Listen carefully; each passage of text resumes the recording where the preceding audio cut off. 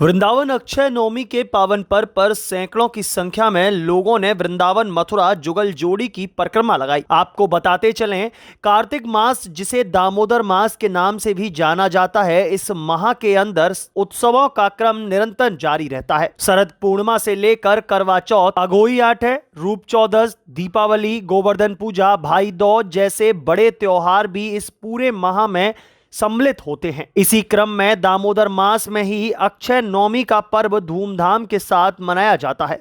इस दिन लोग वृंदावन मथुरा की परिक्रमा देते हैं, साथ ही आंवला की पूजा भी करते हैं और दान पुण्य भी इस दिन किया जाता है। कहते हैं इस दिन किए गए दान का अक्षय पुण्य प्राप्त होता है।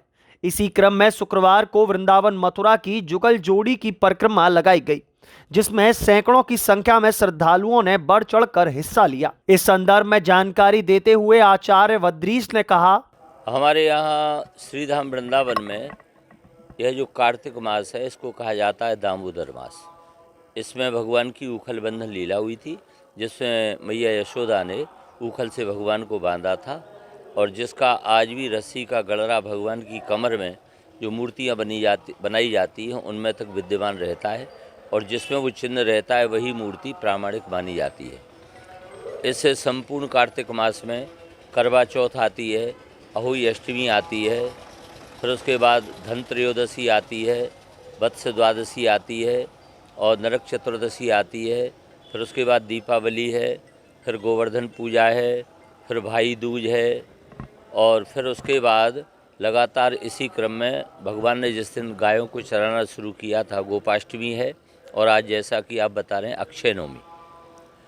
इसके बाद फिर आगे देवोत्थान एकादशी है और फिर कार्तिक पूर्णिमा। पूरा माह है हमारे जितने भी देवालय हैं सभी में प्रातःकाल मंगला आरती होती है।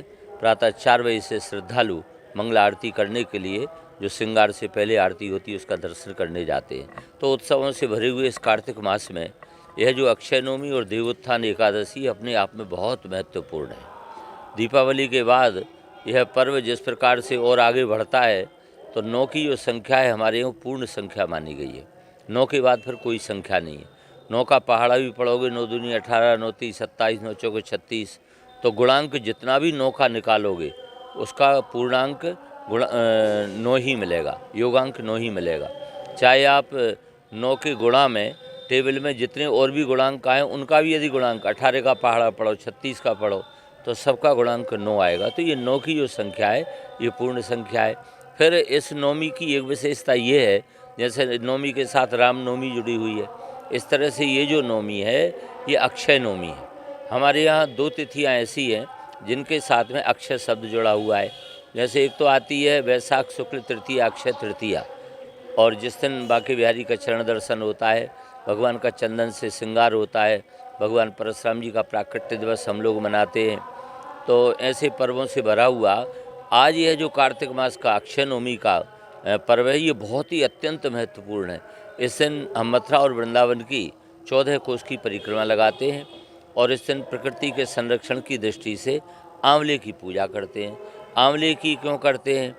क्योंकि जैसे आपने सुना होगा भगवान श्री राम का राम रस नाम से कहीं प्रयोग किया जाता है। संतों में वैष्णवों में नमक को कहते हैं राम रस, लेकिन कृष्ण रस नाम की कोई चीज़ नहीं है, क्योंकि कृष्ण में एक रस था ही नहीं।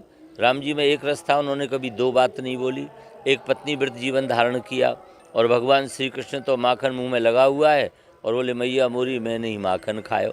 तो भगवान श्री कृष्ण की जो लीलाएं हैं वो ऐसी अद्भुत हैं कि उनमें कभी कोई एक रस नहीं रहा, चाहे वो भोजन के खड रस हों या वो साहित्य के नवरस हों, सभी रसों का प्रयोग उन्होंने अपने जीवन में किया। आंवला जरूर एक ऐसी वस्तु है कि जिसमें बहुत से रस प्राप्त होते हैं। वो कसाई भी लगेगा, वो खट्टा भी लगेगा, वो मीठा भी लगेगा और वो मधुर भी लगेगा। तो भगवान श्री कृष्ण के उस स्वरूप से कुछ मिलता जुलता होने के कारण और प्रकृति के लिए भगवान श्री कृष्ण ने बहुत महत्व दिया। यहाँ की वृक्षों को, लताओं को, यहाँ के वनों को, यहाँ के कुंडों को, हमारी यमुना को, तो इस प्रकृति का जो उन्होंने संरक्षण किया, प्रकृति की रक्षा के लिए, वो गायों की रक्षा के लिए और इस जमुना की रक्षा के लिए भगवान देवराज इंद्र जैसी सत्ता से टकरा गए, कालिया नाग जैसे दुर्दांत नाग का मर्दन कर दिया, तो आज उस आंवले का सभी माताएं बहनें पूजन करती हैं।